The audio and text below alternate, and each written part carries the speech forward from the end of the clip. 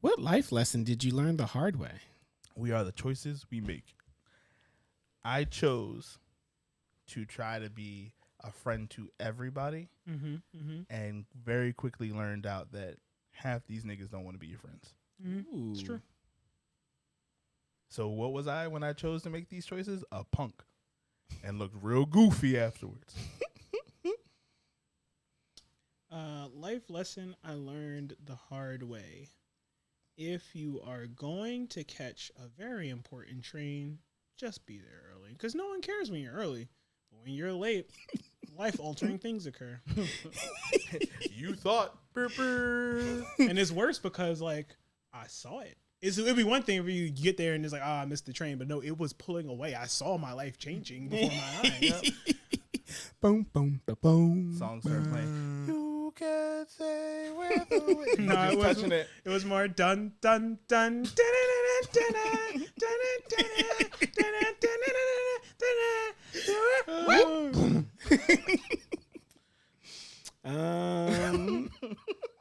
I missed the train because I was watching Clone Wars. Well, you are the choices you made. You was late, nigga. It was. I think might have to do with bills. I think what do they say? Nobody. If you think nobody cares about you, try not paying bills. Man, That's strangely heartwarming, right? They calling you, hey man, how you been? You all right? Everything okay? You sure? But it's not even like they care about your well-being. They No. just care. They're like, hey, we haven't had a phone call from you or a reason. Yeah, so we're gonna tack on 35. Sometimes I just miss. Right. Sometimes I just miss paid it till though. Friday. Sound like gonna be another 35 for you, sir. Sometimes I answer scam likely calls just because I'm like, somebody called me. This is an apology call. I was. Never mind. It's gonna be a weird flex. I don't need to wear it. Okay. All your bills on auto pay. You don't get them phone calls. Oh, that's magnificent. Everybody, I like to remind everybody, this is the best intro. Josh is financially free. He literally does whatever he wants. Right. That's not true. Whatever he wants. Whatever he Sometimes, one time when he's at Chipotle, I saw him get guac. Bold. On that note, He said, there's the intro. I said, extra steak, Double meat. I will cut it.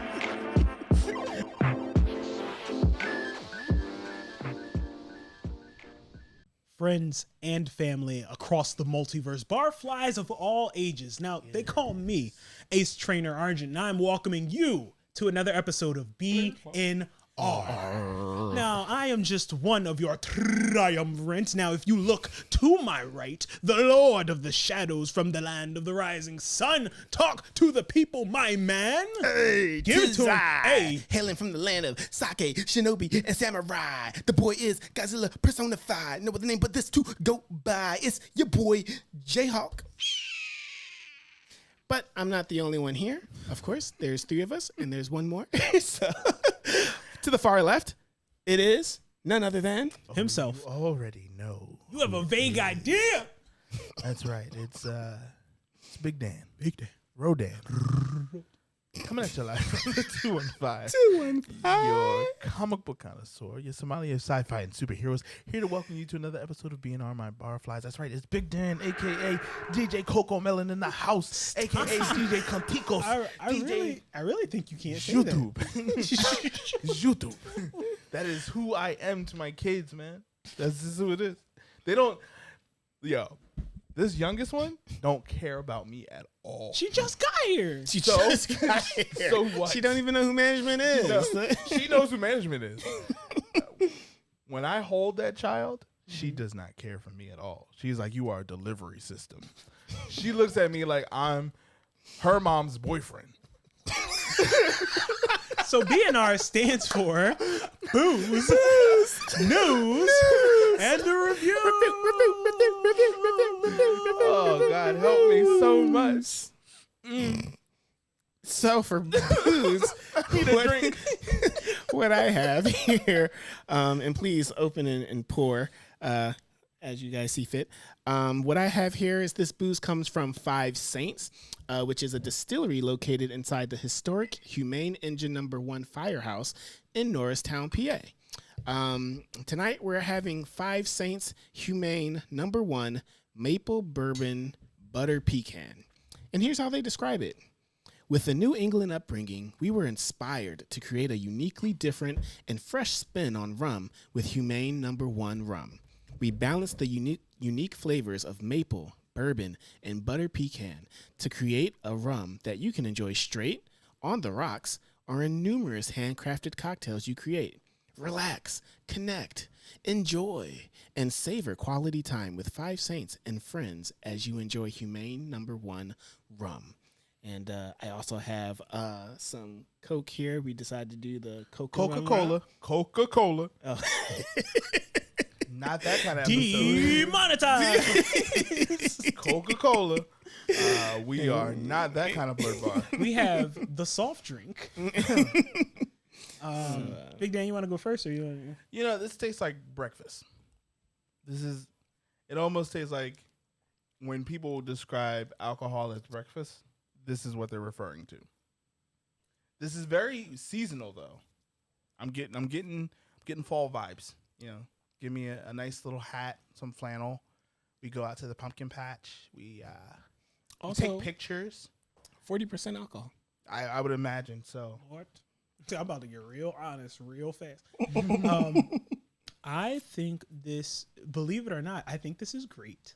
I really like how flavorful it is. Like, even just opening it, it smells like It's robust. Yeah, it smells like butter pecan ice cream, and it kind of tastes like That's right. butter pecan. Every black mom's favorite ice cream. No, Maybe. no. It's pistachio. I might text my mom tonight just to Yeah. be like, I think This used to be the vibe, at least in the 90s, for my mom. Like, she was like, go to the market and get me some butter pecan. And it used to be butter pecan, but then it became Haagen-Dazs coffee every single time. See, Every but single that's what I'm saying. Back in the 90s, apparently this was the butter pecan was the vibe. It's great. It tastes like butter pecan. There's a burn that I'm like, but then it like goes down. It's like, ooh, No, it's very smooth. It's not as abrupt as I thought it was going to be. especially for bourbon. This though, Well, it's rum. Oh, But Yeah. there's maybe it's like it's a in bourbon. It's a bourbonized. bourbon barrel. cask or something. Yeah. Yeah. But I like it. Josh, how do you feel about it? What's your rating on this? Yeah. Because you said a lot about how much you liked No, it. it's a 4. Easy. I would buy this and tell other people about it and be like, yo, try this. And they'd be like, oh, okay. Yeah. I guess since I already kind of gave my review, it's seasonal, so I will be fair in saying that. Like for me, this is not something I'd have year round. However, I'd have this here.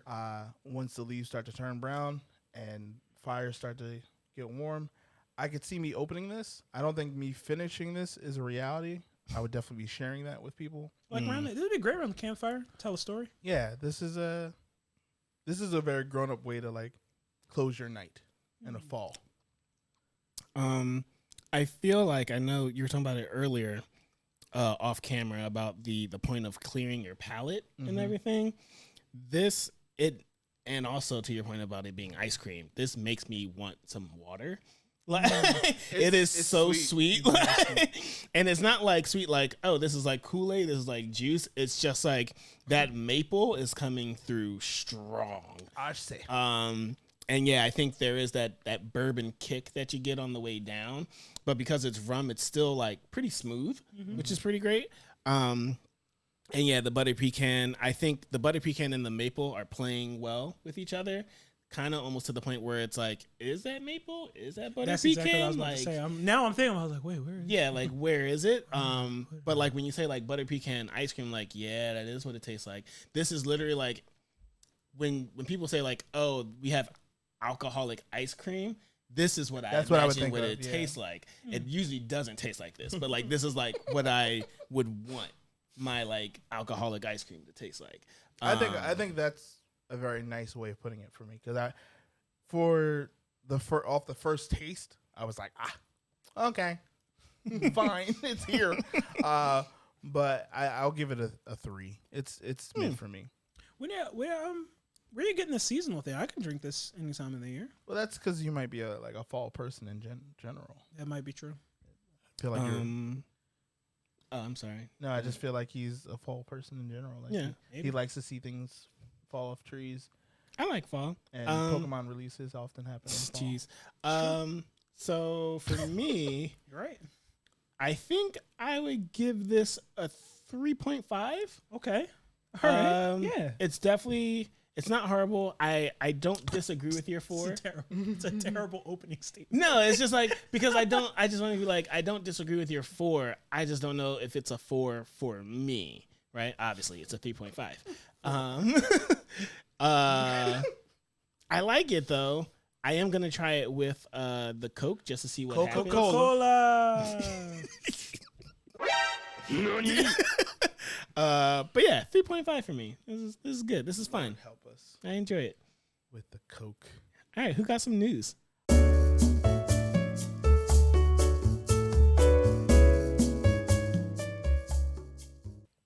And welcome to Shotzi.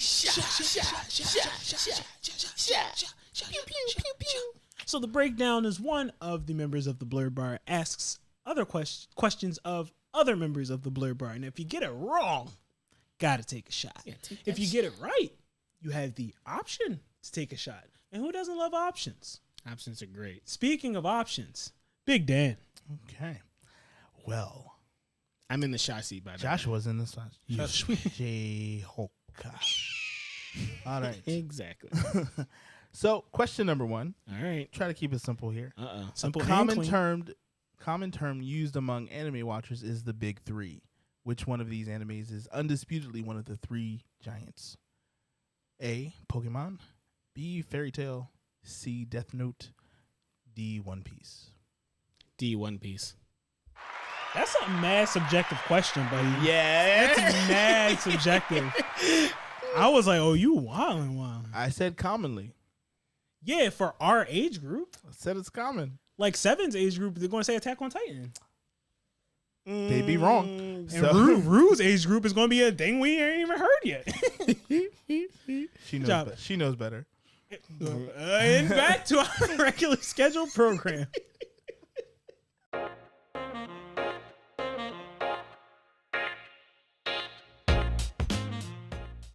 I have a few pieces here. I'm interested in your news. So, Moon Girl and Devil Dinosaur has unveiled their logo, which is pretty on spot, and hopefully we can throw that up there in the episode here. Thank you, Sterling. And yeah, it is slated for February of 2022 to premiere on Disney Channel and Disney Plus.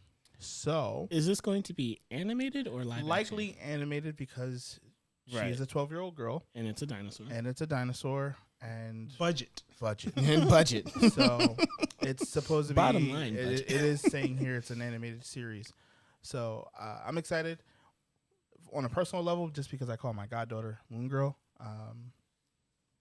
And so yeah, I've also read all of the comic books that she's ever been in because low key she is like the best, the smartest inhuman that didn't die. That like Marvel was very careful about not killing her character. But they killed most of the Inhumans. But they was like, you touch that black girl, we are burning this down. So she's considered like to be the smartest person in the Marvel universe. But she's young. So how do you know, that counterbalances it. Yeah. Wait, what about Amadeus Cho? That counterbalances it. That's what I was going to say. Let's see. The Eternals director states that there's a heavy importance on the 2 post-credit scenes at the end of Eternals. So just make sure you guys are paying attention to that. Don't. It kind of blows my mind because when I saw Venom, and then the movie ended, people just got up and left, and I was like, "We've been doing this for like 10 years now." You can at least give a Google search. I stay for post-credit scenes for movies that aren't. I was even just about to Marvel. say, yeah. I'll be like, oh, okay. The Green Knight, A24. All right, Proceed. proceed. I'm waiting. All the HBO Max movies, I just be like, okay, credits still going. Do I want to watch fast Westworld? forward. I do definitely check fast how forward. much I got left. Yeah. Nope. I'm gonna wait. Treat me. Surprise me. I'm like, I can always watch another episode of Westworld, but I'm gonna wait for these credits to roll. So yeah, we have that, and there was one last thing here that I tried to put in my notes. There is some controversy around the game Far Cry 6. Some critics have, from the Latinx community, have criticized the game for not handling the characters in the game well. There's been a lot of either stereotypes or misrepresentation in general, or just deadpan dialogue that doesn't really bring life to the game. Now, I am currently playing the game slowly. As a dad, I don't get to play very long. So after playing about, I would say, 2 hours of the game, I do feel that way. However, my own, my house is part Latinx. So, in that I'm very sensitive to those things as well. And so because of that, and let me clarify, Puerto Rican. My wife wants to be clear on that, and until I want to respect that. She's a Puerto Rican woman, and so because of that, we're very, we talk about these things. And so I picked up on it. I would feel like Ubisoft doesn't do a really good job necessarily of world building when NPCs are involved. Just in general, if you played an Assassin's Creed game, you know what I'm talking about. So Ubisoft, I would say fix it, but the game's already out. And Ubisoft, whenever you tell them to fix it, it's a patch, and it's to fix the fact that the game keeps disconnecting from the server. So for your next Far Cry, because we know you're making one, Far Cry 7, do better. And that will be all my news. Can you hand me some Coca-Cola? You don't want to do the line? Nope. Okay. Josh, what you got? For my news, on our last episode, I said Gabby Douglas at some point, and I meant Simone Biles. So I just wanted to clear the air. I know. So sorry. Did we not correct you on that? Nope. Nah, didn't. Shame on us. I thought it real loud. So for news, we have Kaiba's iconic Yu-Gi-Oh! Briefcase. It goes up for sale for the series' 25th anniversary. It's gonna be $301 US, and it comes with 3 Blue Eyes White Dragon cards on display and a removable plaque. And then underneath, you can store hundreds of more cards if you still have them and have not sold them all on eBay. That's oddly specific, Playboy.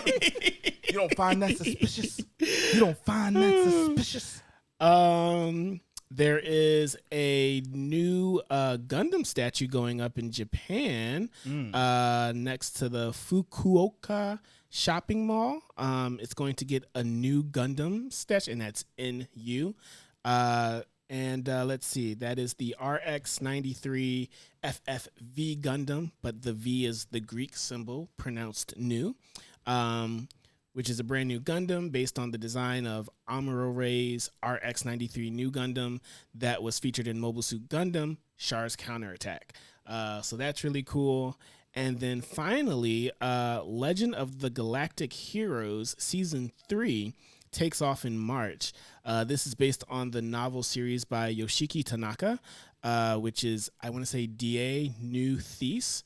And it follows a long-running war between the Galactic Empire and the Free Planets Alliance. Reinhard von Lohengram and Yang Wen-Li, tactical geniuses and respected rivals, battle each other to decide the fate of the galaxy. I've seen the first 2 seasons, and it was actually very good, very compelling. I never thought that a 3rd season would ever be coming out because it's been a couple of years now, I want to say. So I'm really excited for it, but it's going to drop, like I said, March 2022. So we got time. We got time to catch up. Yeah. Oh, really quick before you start, I want to make a correction. Shang-Chi is not releasing until November 12th. So if you've watched any of our previous episodes, I believe I had given a date of October 18th. It's actually November 12th. It's different now. Shang-Chi? Yeah. On Disney Plus. Oh, gotcha. In my news, is Pokemon related, believe it or not. Pokemon Unite. They have added Mamoswine and Sylveon to the game. So we got our Eevee evolution. Everybody can calm down, and play the game.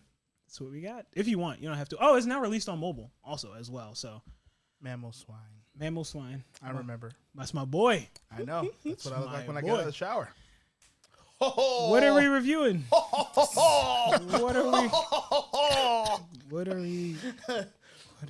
So we're reviewing two things. We're reviewing Venom 2 and Star Wars Visions. Can we do Visions first? Sure. I'm sorry. I just feel like the punch of Venom 2 is just going to be a nice way to wrap up this episode. Alrighty. I didn't plan on punching nothing, so Big Dan has plans. Oh, I Oh, do. goodness. I punch down when it comes to some things like this. Go ahead. Tell us what you think about Star Wars Visions.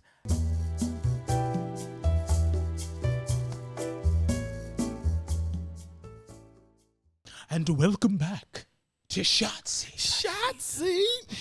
Question number 2. The opening song, Just Communication, is for what anime? Ooh, shit. Wow. Don't look over here, dog.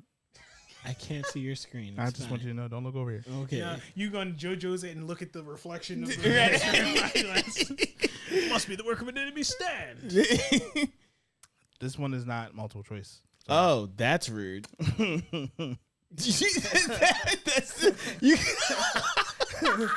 You was waiting too. So what was the question again? The opening song, Just Communication, is for what anime? Okay. If you know the answer, please link us to your favorite anime opening compilation. Until then, back to our recent back. Nope. Press the button. You earn the button. Back to our regular scheduled program.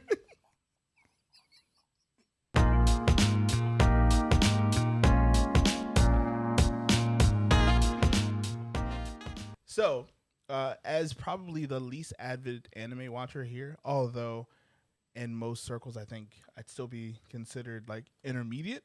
I'm not novice anymore. Might be not expert. I watch them on dub, so I will keep myself. I know my place. That does not mean you're not. I know my place, and I don't go into the VIP section at all. I'm gonna dance right outside with my drink in my hand, talking to the bouncer like, "Hey, you watch Brotherhood? Me too. Me too. How about that Asta? Anyway, In his pants, leather pants. nah, there was a glow up that happened at those last couple episodes. Anyway, Visions, Star Wars Visions. This was interesting. One, I think because of it being an anthology series, we did not get a overarching story for the series, I guess. And maybe we'll get a second season of this. I don't think, but I don't think so. But I do think that this was a trial run for Disney, and they wanted to see how many anime fans and then Star Wars fans and Disney Plus fans all came together and were like, fusion, ha. And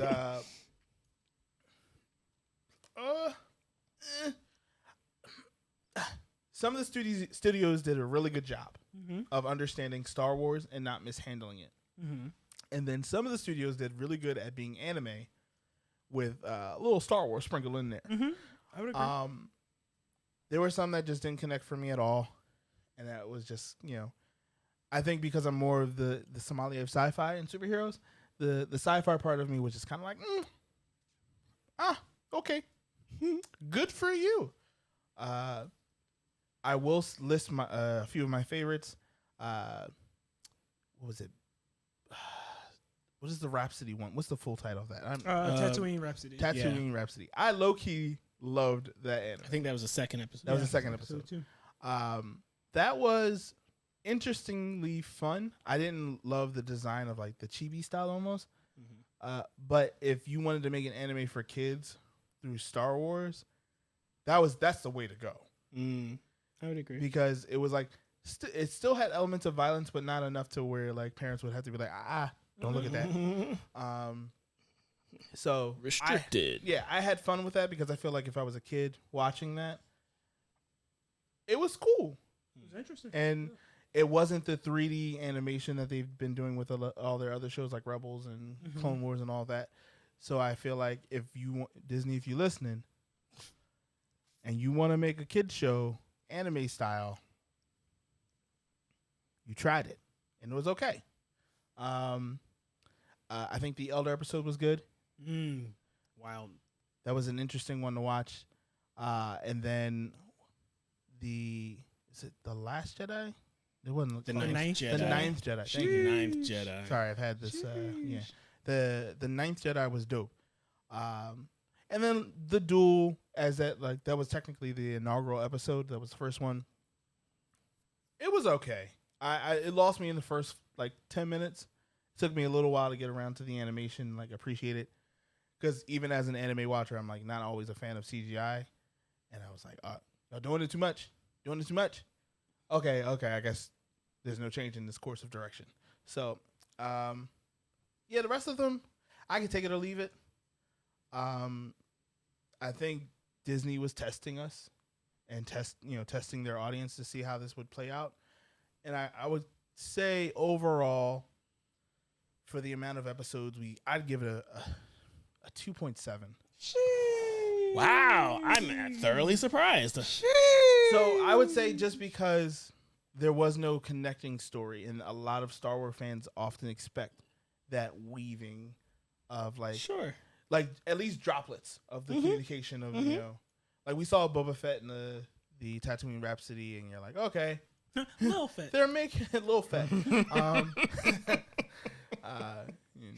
But I think overall, if they're going to do something, dedicated Star Wars fans are going to want a story that's tied to the universe. And so they'll watch this, and if they're lovers of anime, then they'll recognize the studios and their art styles and techniques. I would advise them to not invest so much money on the voice acting for the dub, because they got some heavy hitters in the dub. Allison Brie, Joseph Gordon-Levitt, and anime watchers are mostly going to be watching this subbed. So, but they were also recognizing that their audience may not be anime watchers. So, because of that, I would say they went too hard on the dub. You came a little too strong. Next time, just get some up and coming actors, up and coming voice actors, from Philadelphia, PA. The Blur Bar. Have a podcast. But We can do it. We could do it. We could probably do the whole anime episode. The whole thing dubbed. We got you. Send us the scripts. I do a great low key Java, a hood Java. Nigga, my wing get hold. So Josh, please say words. Please. You didn't want to go next? Okay.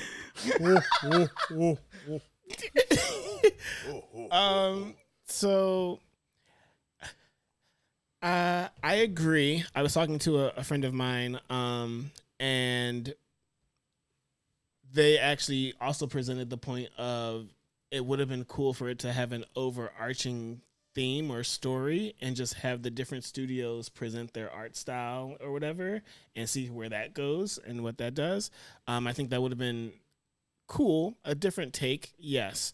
That does not mean that I hated this though. I didn't say I hated it. Yeah, I didn't say that you did. I don't know. That scorer didn't like it, though. Right. I didn't say that you did. Your score says something. I got it as close to 3 as I could give it. Okay, cool. What about 3? Not 3. As close to 3. So Almost had it. I did not hate what they did, the anthology series. Some of my favorites, I think The Ninth Jedi might have been the top favorite of mine. It was really, really cool. The artwork, the action, the storyline. I was here for all of it. I think it ties enough of the Star Wars mythos with it, and still gives you a fresh take, which is what I've been like fiending for from Star Wars forever. So it's like I really enjoyed that. The duel I thought was really dope story wise. Like I think as a storyline, it totally breaks away from the Star Wars. I think it's getting a book. Huh? I think it's getting a book. Oh, that's cool. Yeah.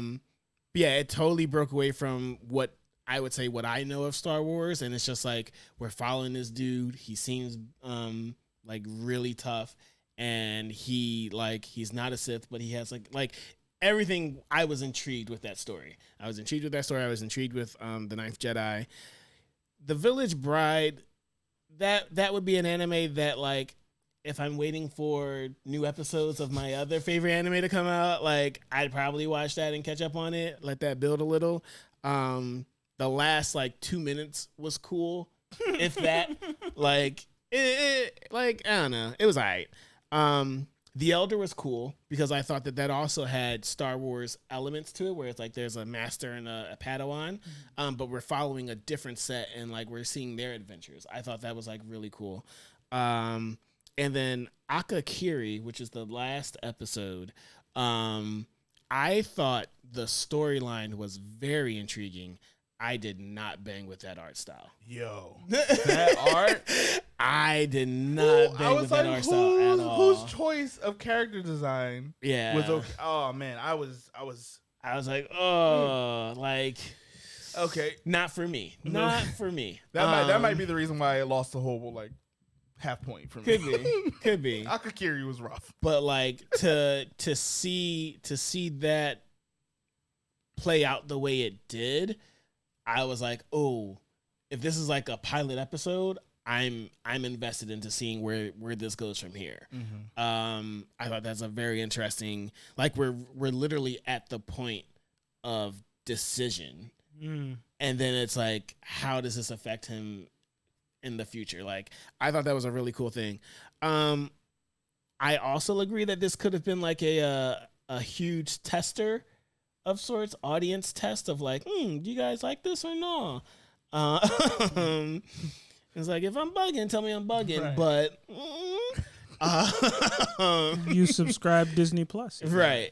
I wouldn't be surprised if something comes up maybe in like a year or two, as long as it's not Akakiri.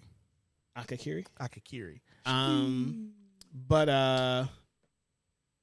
all that being said, to give the anthology series a total score, I give it a 3.5. I think there were stronger episodes than there were weaker episodes, in my opinion, to my taste.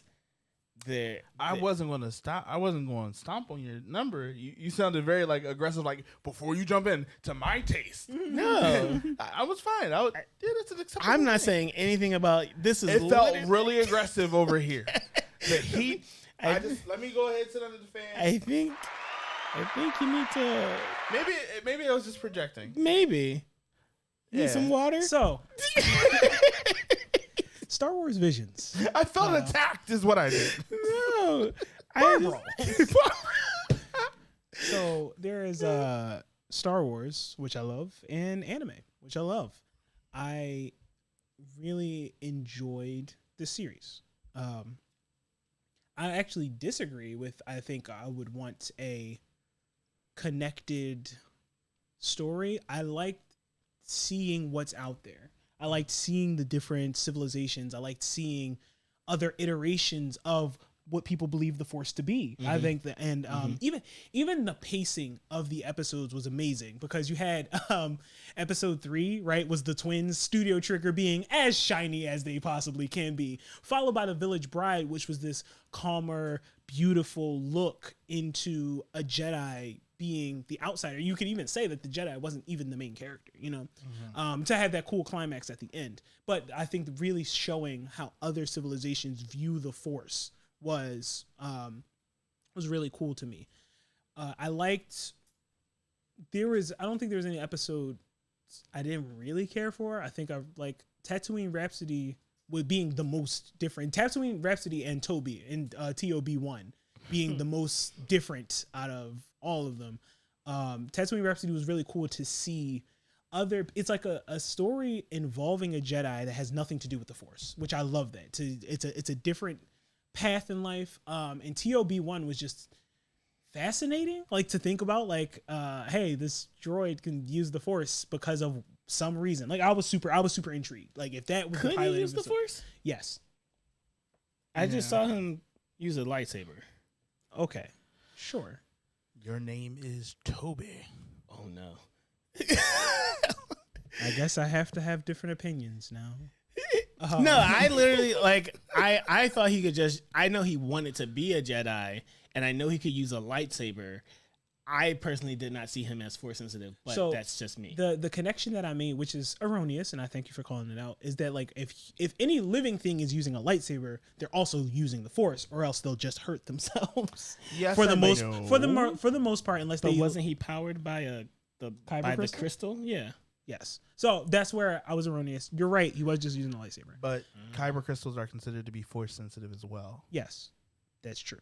So Anyway. that'd have been a great thing to dive down into. I agree. Okay, I, cool. I would totally see Because it. before you said that episode was garbage, and I was It was only beautiful. I was only watching it because I knew we had to talk about the thing. I'm a real boy. Like, but I don't want to see Pinocchio with a lightsaber. Who cares? Like, I do. So, but that's a cool take, and I'm now bought into another 5 episodes at least. You got 4. Other episodes that I love, like I think it was cool because every single episode was tasked with having 25 minutes to tell a beginning, an end, and have it to be Star Wars. I think it was really cool to see how some had 11 minutes. Some had 11 minutes. Dan, please. No, I'm saying it's on the. If you look at the time frame for some of them were like 10 minutes. Some of them were like 15 minutes. Some were, I think, one was like 42 minutes. Which one? Oh, the duel. No. What's I'll look 47 again. minutes? I don't know. I really liked how some episodes focused on showing the blend of like, here's a bunch of Japanese culture, specifically the duel, that. and specifically Yeah, the duel. Lop and Ocho. Oh my goodness, I really loved that episode. What you gonna say is furry bait? I mean, it is. Like, I'm not. No one's here saying it's not furry bait. My but go friend ahead. did, and I was like, nah, just like, I'm sure there's a story here, and there was. There was. Yeah, There was also just a rabbit girl. Hey, they're aliens, right? Aliens exist. Aliens be aliens. Aliens be aliens. Unless you're Demi Lovato, and then it's something else. But go ahead. I really loved how some studios. No, there's none that were 40 minutes. I'm bugging about that. You were but definitely bugging. No, there was 20. Yeah, 20, 23 minutes. Yeah. On average. But I really loved how there was some focus on Japan and Japanese elements while including the Force and weaving it in. I really liked Lop and Ocho also because like there were some people that when the Empire took over, they were like, "Oh yeah, the Empire's fine. This is good. It'll help." And it's like, "Yeah, sure, buddy. I got bad and worse news for you." So yes, overall, That dude was Orochimaru, by the way. no, he wasn't. Just like- that studio actually did Golden Kamuy. That's Okay. the studio, yeah. But I'm like, when I saw him, he gave me hella Orochimaru vibes. Like, I see you with your looking. Yeah, it's like he's just looking for a boy to snatch. to me, Like- Ocho, for power. Yeah, it was. I absolutely loved everything. Every episode I felt was gripping. Strangely enough, the Elder, I was like, man, because it's also Studio Trigger, and then unfortunately, I love Studio Trigger, so I'm like, what y'all doing? It was very not Studio Trigger. It was no Studio Trigger. That's to be. the team that does Little Witch Academia. Bet money. Bet money. That's the team. But because it was the style was just so crisp and like and then you see the twins, which is like, yeah, that looks like, and also the twins, man. that team, whoever does like BNA and Kill La Kill is like, we got 4 faces. Copy and paste, bro. I was like, wait, which one is Which one? I was like, I understand they were twins. Right. So that made the job easier. But, bro, I was like, y'all That's need to real. start showing some distinct attributes for these characters so that way I can know what I'm Now, looking what if at. we had tentacles? See, Mechanic force sensitive tentacle. but legit, here's the thing. I was like, Oh, God. because I'm really glad this is only one episode, because if this was a full series, I'm out. and Studio Trigger got real Studio Trigger at the end, as Studio Trigger tends to do, it just would have been wild. Like, I'm glad it was by that episode sad. 10, it's like, oh, this is Darling in the Franxx. And then, like, by the end of it, Stop saying words. I'm gonna wrap this up real quick. What's the number? I'm going to give it a 4.7 wow. because I really enjoyed every episode. I think they did a great job. I was always intrigued. You were the target audience. I was, in fact, the target audience. Not to say that I'm a furry, but please, let's move on to the next topic. Hold on, but wait. No, I'm not admitting this on camera. I'm not admitting this on camera. No, wait. What did I said? What was my score again? 3.5. 3.5. Okay, Do I have no, to change I it agree. now? No. I literally could not remember. But 3.5, I still agree with that. Humane, number And you one. gave a 4.7. 4.7. That's Loved it. strong. Really enjoyed it. I think I could possibly see giving the Ninth Jedi that kind of a score depending on the story. That might be the best one. That was low key the best one. For me, Yeah. it's that or Lapinosho actually, because the sheer detail in all of that art Okay. was just unbelievable. Sure.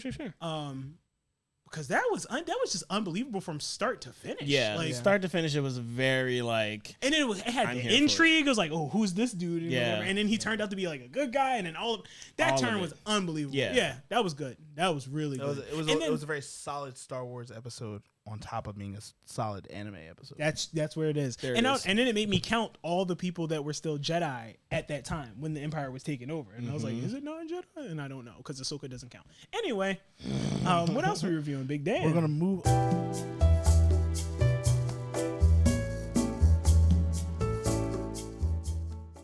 And welcome back to Shotzi. Shotzi. Now, the third and final Satan question shot. might be the spiciest of them all. The most spicy. Jayhawk, are you spice. ready? I think I'm ready. In the series Trinity Blood, what is the name of a vampire that drinks the blood of vampires? Think about it. You got time. Think about it. Not that much. You know I it. don't- You know I this. Don't. You do? I know. Here's why I'm upset. Okay. Because if I watch that anime, I'm sure it's something that's like very like I know this. Pero like If you know the answer, please place it in the comment right after you join our Patreon. But until then, back to our regularly scheduled program.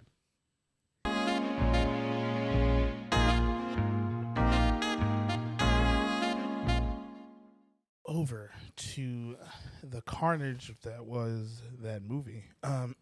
Woody was in it though. Listen, we gonna get there. Dan, sometimes you want to go where everybody knows your name. You gotta leave, bro. I feel like I need to go first this time. Normally for comic book movies, I try to stay. Yeah, you got your level. I mean, you got your level 3 already charged up. That's No. good. I came in. This is like pure Frieza energy. Not calling people monkeys though. Go ahead. That do you think yours is gonna be like super long? no, Okay, go ahead. no. Matter of fact, you go first.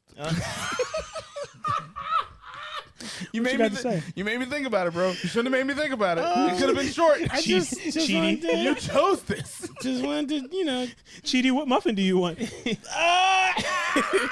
know your team, right? Yeah. That's why Big Dan goes last. So for me, the best thing about there were two things that were really great about Venom.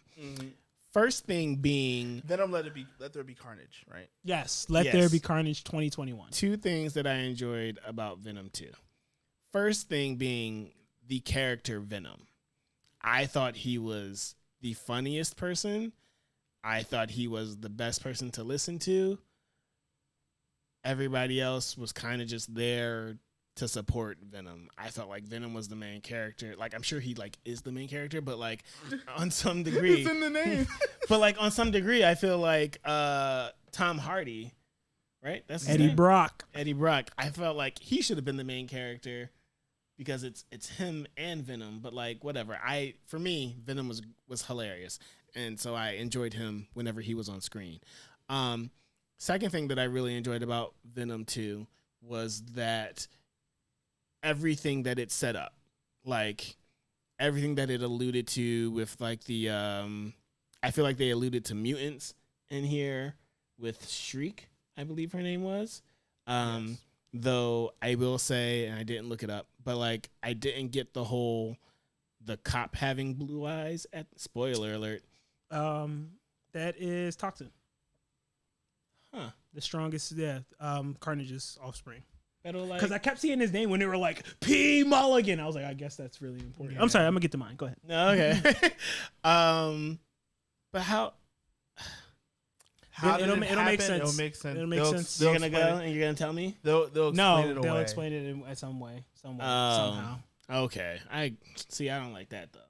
Like if it's gonna be like a retcon of like what you didn't see off camera, like it's when the way we panned. Essentially, it's going to be where Carnage wrapped him up and like dragged him to some place. Like didn't Carnage take him to the top of the building, or was no? That was Shriek.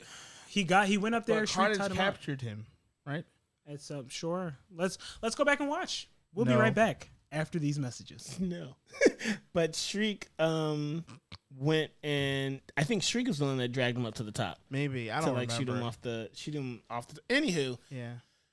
Everything that they set up, it felt like they were setting up mutants with Shriek, because at the beginning she said, "I'm going someplace because my powers are too strong, so I'm going to a different like location." And so I was like, "Oh, maybe they're like setting up mutants and whatnot." That's really dope. No, that's not it. She's not a mutant. I'm not going to sit here and tell a lady what she is and what she ain't. Please continue. Jesus. So it's 2021, dog. So there was that, and then the after credits scene where you see the strange blip, like the Doctor Strange like fiasco, or I don't know what that was, graphic. We'll call it the Doctor Strange graphic. You see that go off, and then you see Peter Parker, Tom Holland on the screen, on the TV screen. And now it's like, oh, it's happening. It's finally happening. I thought that was really cool. Everything else about the movie, I could leave. I give it a 2.5. Okay. It just wasn't. It was my turn. I wish I didn't pay for it. Cool. God dang. To answer your question, though, Josh, Shriek is not a mutant. They don't explain it in this movie, but in the comic books, she got some Dark Force dimension corruption in her physical body, and therefore got powers from that. But do you think that they could? They could always flip it. It's movie magic, right? And movie yeah, universe is movie magic, movie universe, movie plotline. Right. So, I don't think she would be the tie that you would want, though. I feel like if anything, and I'll say this in mind, I'll let you know how I feel about that in mind. But go ahead, Sterling. Now, if I'm bugging, tell me I'm bugging. I'm gonna go ahead and tell you right now, you are bugging, sir. Bugging. This movie was the end credits. Like, the most excited I was about this movie at any point was the end credits. Oh, that's when I gasped. And then I was at that point I was like, damn, okay, it's worth it. I'm not mad I paid money now. Very much. Very I was much. Like, all right, cool, this is worth it. Like, yeah. Damn, it's almost a Stone movie. It's almost an Infinity Stone movie. Anyway, no, it's not my turn yet. It's not my turn yet. I think so though, because big comic book. No, go ahead. Only because talk to him. Only because they don't look over here. When they kept making they did something and like he squashed a spider. Yeah, that was funny. But it was very much like, oh, that's he was saying like every hero has their origin story. And squash the spider, and I was just like, oh, they're like making a call to like Spider-Man. Okay, that's cool, that's interesting, whatever. And then like you said, I was just watching it. Credits started rolling. I Googled, is there an end credit scene? Saw that there was. So I was like, all right, we're gonna sit here and wait. And then the end credit scene happened. I was like, oh, okay. Oh, okay. Okay, it's happening. Okay, go. I'm excited for the next movie that is not this trash. It was wild that I was sitting there and I went with my partner and I was like, yo, how wild would it be if they did some stuff and then gonna put Venom in the MCU? But that never happened. What I enjoyed about this movie, what I loved about Venom, the character, and I guess I'm not mentally well. Don't judge me. He kind of is like intrusive thoughts. You know, like when you have those moments where you're like, he's great. Yeah, when it's just like, hit him. Do it. Food. Hungry. So I really enjoyed that. Venom was awesome. He was the best part of the movie for me. I really enjoyed. It's a very small detail, but I'm glad they didn't give him any spider things because Venom only does spider things because he was bonded with Peter Parker, right? Am I bugging? No. Just keep going. That's just it's something I enjoy. Just keep going. Carnage. When this originally happened, like back in when I watched it, and you remember in Amazing Spider-Man when it originally happened, like we all remember. Yeah, I was hyped. So I was like, okay, the fight scene was pretty awesome. The fight scene in the church I enjoyed it. I was like, For all who? right. For Venom 2? Yeah. Okay. The fight scene in the church, I liked it. I like falling review. Falling in and out of like having the symbiote and then not having it. I think they did that really in a really cool way. Other than that, I mean, it hit beats, right? Where it's like, okay, they're together. It's not sustainable. They're gonna split up. I didn't know. Like they didn't do the thing, which I'm glad they didn't. The fact that when a person, and back me up on this, Dan, when a person breaks from a symbiote or somebody's ripped off a person, like part of your psyche goes with it, and like you get. That's why Eddie Brock's so tragic because he's like bonded or not bonded, not bonded, not bonded, not bonded. There's that. There's some reference to that sometimes. Sometimes. It depends on how strong or how weak the symbiosis is.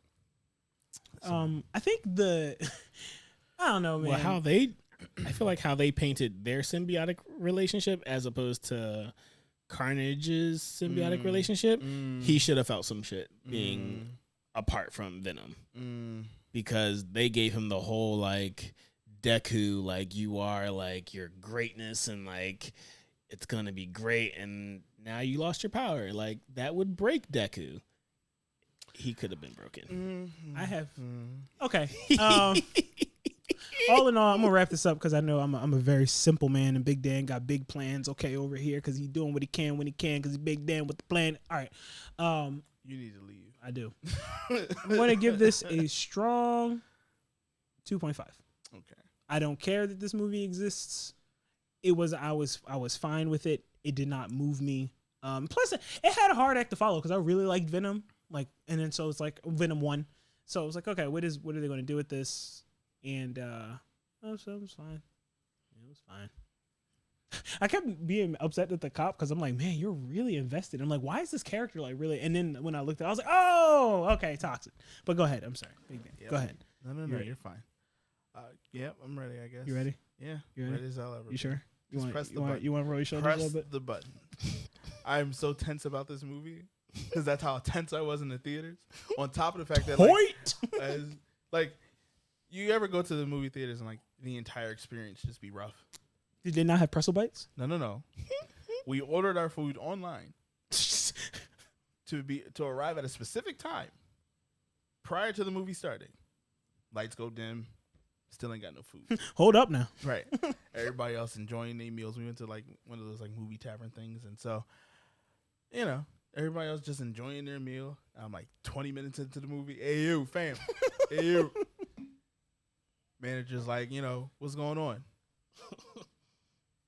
What items did you not get for the food? None of it. We've gotten none of it. It ain't about what's going on. It's about what's not going on. That's jazz, baby. So, it's about the food you didn't get.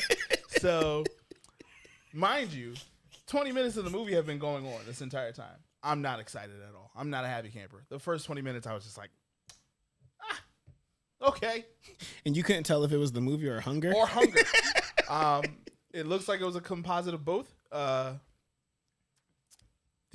like what you said about the intrusive thoughts. However, Eddie, Eddie and Venom's relationship is a tragic one. They need each other because they don't have anyone else. It's almost poetic.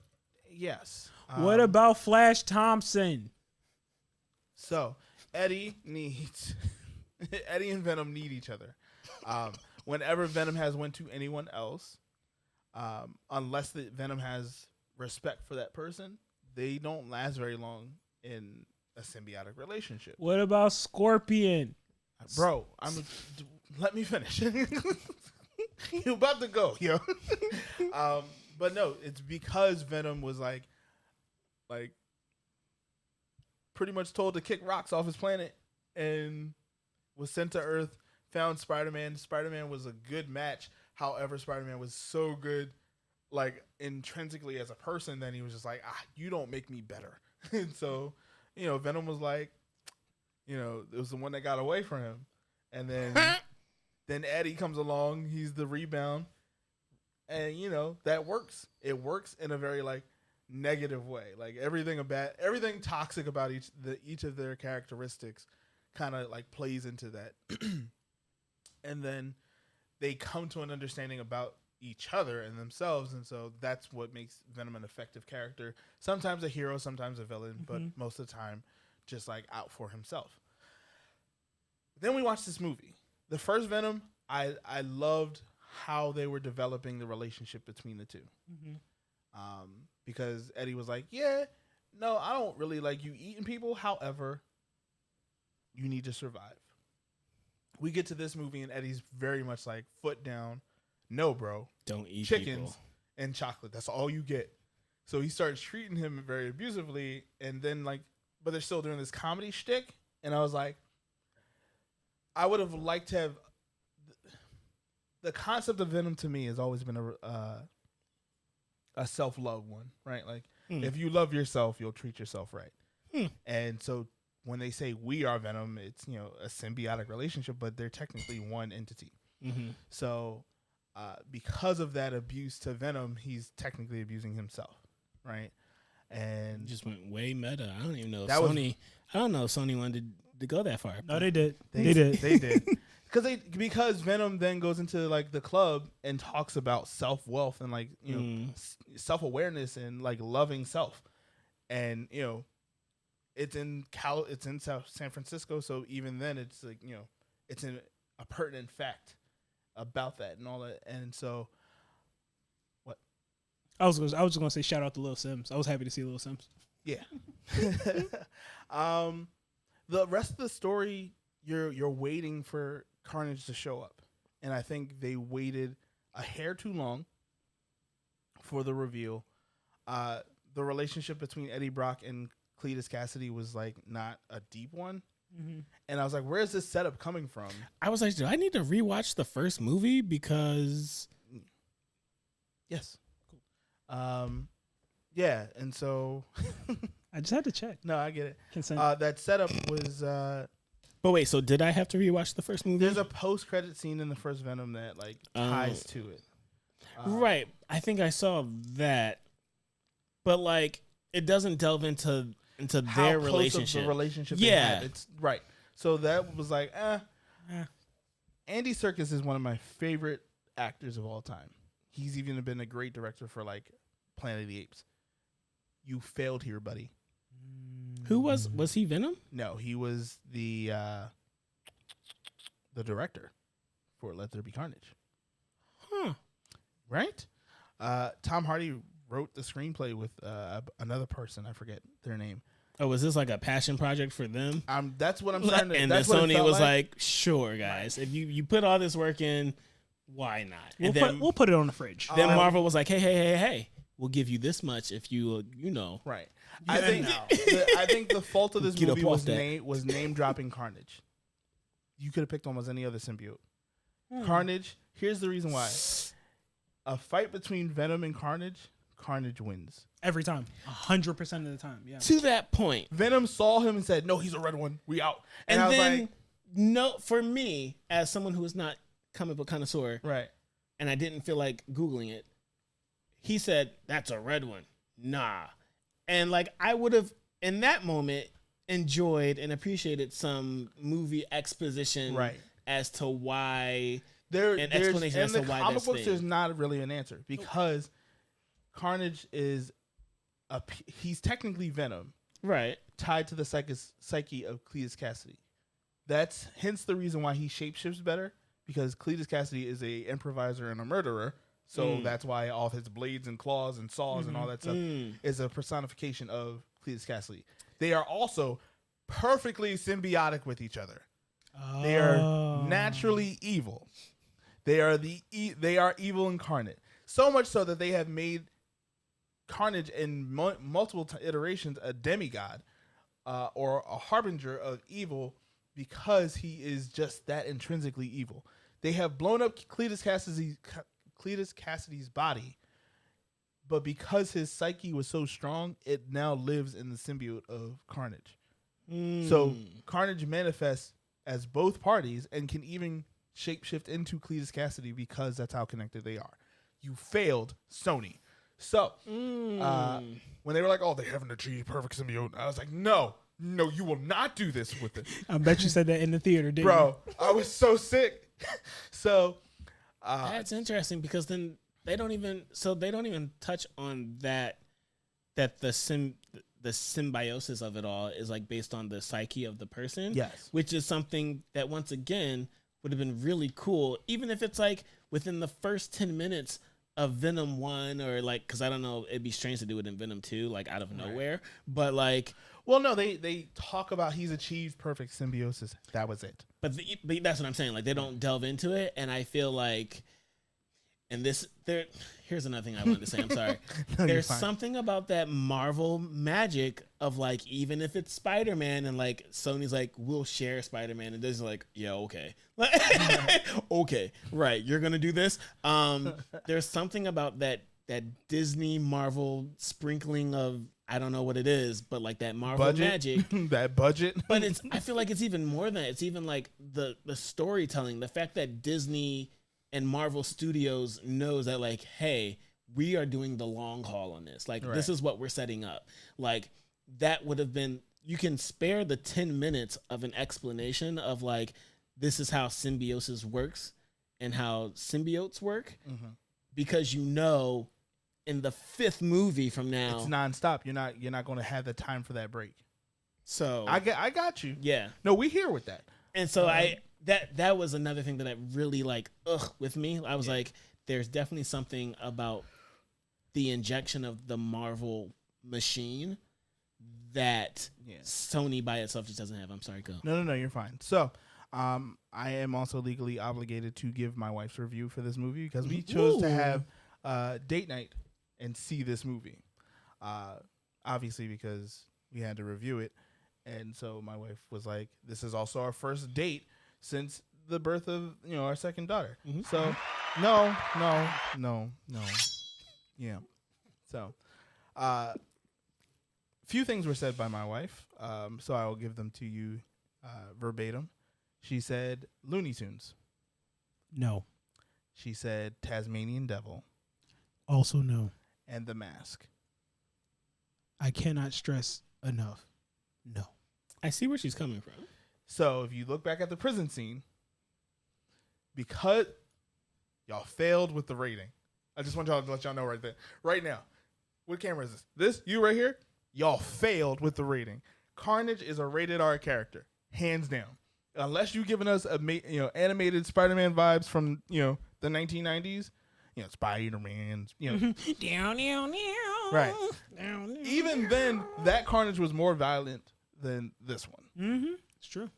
This one really was just like, y'all tried to do a monster reveal with like was the kind smoke, of just deranged. And the monster, and then like he wasn't really a monster, and then y'all failed. I'm not asking for like a gore fest, but man, no blood at all. None. Well, that's like oh wait, that wasn't Disney. Sorry. Yeah. Nope. Sorry. No. Tried to help you. Tried to help y'all out. None.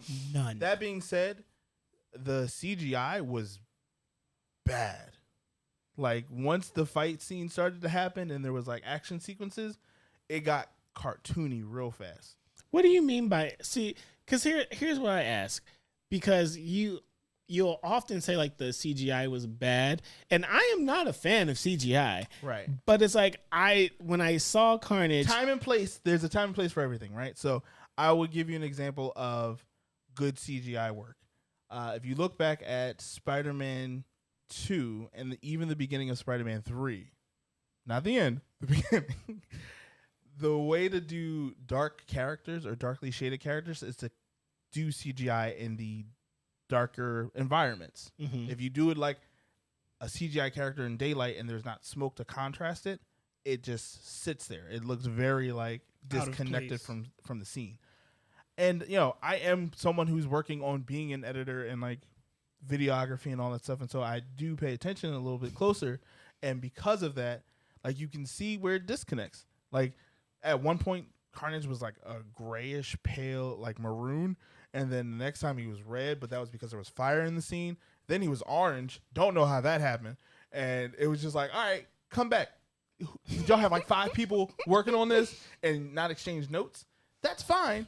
But I know it sounds like I'm nitpicking, but I really did not like this movie, and so after a while, I just started focusing on the flaws. Like after a while, it was like I was lost with the story. Eddie Brock solves murders, and then they don't talk about it after that. Like they were just like, "How'd you find those bodies, Eddie?" Somebody, detective right? work. Somebody, Right. And then like you think like the body's going to be connected to like a bigger story, and they're not. It was just like, and then the wedding scene, and her powers counteract his existence. Yeah, which is a thing in the comic books, but not at the same time, she's not using them because she loves Carnage. Like she's just like, and it just a lot of stuff was lost here. I will say the best part of this movie, like everyone else has said, is the end post-credit scene. Because who doesn't want to see Spider-Man and Venom rock it out? Like, him licking the screen. Immediately when that happened, I was like, oh, so when the multiverses started to merge, he now attains knowledge of who Spider-Man or Peter Parker is. And I was like, that's a really good way of getting around Secret Wars. yeah. That's a really cool way of just like, nope. Don't worry about that. But like, because when I saw that, I know in my very like limited knowledge, I know that Venom has like a thing for like Spider-Man. That was the first. That was his first. But You're looking kind of lonely, girl. But with with the end credit scene, it didn't like. I think he just said like, "Ooh, him," That and then guy. like, that and guy. then that guy, and then like licked the screen. I was like, I don't understand what Venom. that's supposed to Venom mean. has Venom has attachments issues with, like the actual symbiote has a desire to be With Peter Parker. Peter Parker, Mhm. hands down. Eddie has a resentment for that, so it manifests in very violent ways. So because Venom is attached to Eddie Brock, that's why they always beef. But if the symbiote had a choice, he'd be with Peter Parker. Ooh, wow, that's a whole reality show. But I don't think you do. But okay, I think that's just a question for like. we could always answer that off camera. I will say this movie was worse than Spider-Man 3. You bugging, dog. I'm You bugging. This movie was worse than Spider-Man 3 for me. Okay, I can't fault you for your opinion. No, I Which understand. one? Spider-Man 3. There's only one Spider-Man 3 Really? right Yeah. now. Garfield didn't have 3? No. No. Oh, the only That's how, Maguire. because 2 was so bad. two Amazing Spider-Man 2 was Spider-Man 3. But worse. But worse. Spider-Man 3. I guess that's when he was running around the poles and like banging them. Yep. And then, Like I said, the last half of that movie is garbage. oh, emo Yes. Spider-Man. Oh. Go make me some cookies. Right. She's With like, I don't- pecans in them. What's gotten into you, Peter? Same thing that's about to get into you. Not what he said. That would have been He hilarious. thought it though. Real out. Y'all remember that dance scene? Anyway, no, because Spider-Man 3 tied up storyline, like legit tied up storylines, gave us the end that we were asking for, even harshly. But Let There Be Carnage was not a Carnage movie for me. It was a disservice. Glad that the multiverse is now merged, so we don't have to do that again. Would the movie wouldn't have worked with Scream? What symbiote do you think it would have worked with besides Scream or Toxin? Obviously, I mean, you could have gotten Rage, but But see, I think that's the thing, though. Like no, the draw was Carnage. The problem was the rating. Okay. Eddie does not have a justifiable reason to go after Carnage unless he's killing a bunch of people, right? Which in the movie he does. However, it's very very shrugged. Like him changing his clothes and getting the red car was very Peter Parker of Spider-Man 3. He was fly though. So can we get 1/3 a point for him being fly though? Do you want my score on this though? No. Yeah. Okay. Yeah. I'm giving this a 2. Wow, I thought you were going to give it a negative. So No.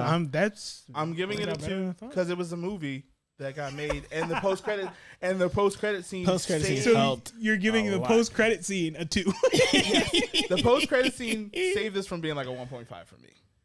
Because I went back and watched the other Venom this week, and I was like, this is a solid 3. Mm-hmm.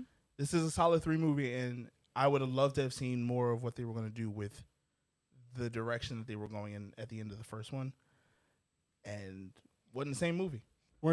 So we all agree, I guess we have to, that like deals were made between the time of the first Venom being made and then. Well, yeah, there was always long talks with Sony about getting the Spider-Man IPs, right, and at least bringing them under the banner for whatever reason, right? Like that's why Otto's. I don't know if you've seen the trailers? Trailer, yeah, the No Way yeah, Home I've seen the trailer. trailers. So Hello, Pete. those are technically all Sony IPs. Gotcha. So if they're showing up in an MCU movie, Right. the deal was done. The deal is done. So like, and this, I guess we're done our reviews because that's what we thought. We're just talking it out now. You're hanging out with the Blurb Bar. Blurb Bar. Unless we want to put this on our Patreon. Wait, we have a Patreon. Yeah, well, at least let's tell them about the Patreon first before we just start doing that. That's what I just did. I guess. Hi, we have a Patreon. But Dan, what is a Patreon? You have to talk to Josh about that. Hey guys, Patreon is where you can get exclusive content from us. You can also maybe, meet up with us. You can chat with us. You can even suggest what you think we should talk about, So Suggest is very loosely. I just want you guys to know that. Suggest it. We'll workshop it. We'll talk to you about it. We'll vote on it. All the good stuff. Maybe even have you as a guest. Yeah. Oh, that'd be really nice. Yeah. Mm-hmm. So if you want to join our Patreon, you can just find us here, and we'll see you there. All right. Yeah. And on that note, y'all have a blessed night. Don't forget to like, comment, and subscribe, and share, because if you know about Blur Bar and you enjoy the Blur Bar, why not tell somebody else about the Blur Bar? So, breaking news: sweatshirts out, Patreon in. Join us. No, there's always sweatshirts. And it's fall. Get yourself a sweatshirt, baby. Or Patreon. And or. You won't rob these people of quality sweatshirts. Down fleece. On threadless. Y'all have a blessed night. Good night.